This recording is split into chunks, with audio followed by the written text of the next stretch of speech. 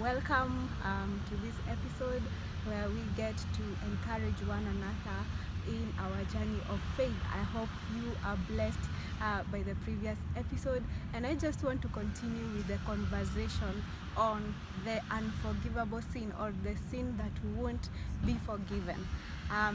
So in Numbers 20, God tells Moses that he is not going to enter the promised land. Now Moses, this is the man who had delivered Israel from Egypt. This is the man who had spent so much time in the mountain praying and having communion with God. This is the man who had led Israel through the desert, and the Bible says that he knew the ways of God, and Israel knew the works of the Lord. So this is the man. But in Exodus 20, he does something that God actually says, you know what, you are not going to enter the promised land. And I ask myself, what is this big thing that Moses did?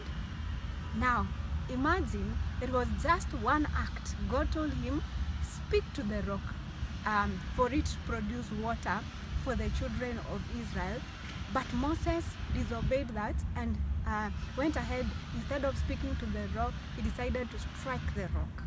Now, Moses had another encounter with God where God had told him to strike the rock, and he actually did it, and water came out. That is in Exodus chapter 17. So probably he was, using the previous experience and doing the same in Numbers 20. But in this case, God had told him not to strike, but to speak to the rock. Now that is the reason why God said that Moses will not enter the promised land. I ask myself, is this something too big? Maybe idolatry, maybe other kind of things would have been the reason why Moses will not enter the land. But this sin of just striking the rock and digging deeper, we realize that according to the scriptures, the Old Testament is a pattern or a foreshadow of the things that were to come. Looking deeper into it, you realize that this rock was an image or a symbol of Christ.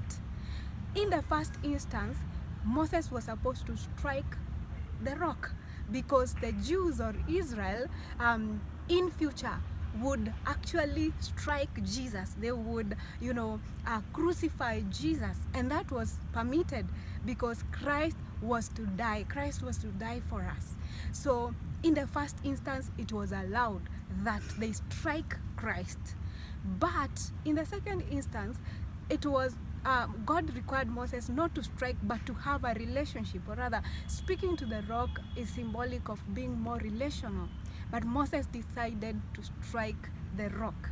Now that tells you that, Israel, yes, they were the ones to crucify Christ, but in the second instance, they are supposed to have a relationship with Christ. And that is the reason why God had to judge Moses harshly, to show us in future that anyone who misses on having a relationship with Christ, anyone who misses on having communion with Christ, will miss the promise of entering heaven. So any other sin, as we said in the previous episode, can be forgiven, but the sin of failing to have a relationship with Christ, the sin of a lack of salvation, the sin of rejecting, striking could symbolize, rejection, so that sin of rejecting instead of having a relationship, that is what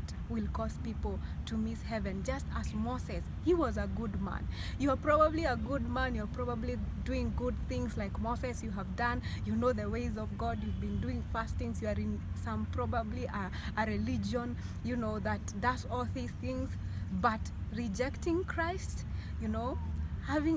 failing to have a relationship with him will cost you the promised land. So that's a reflection for us today. Stay tuned.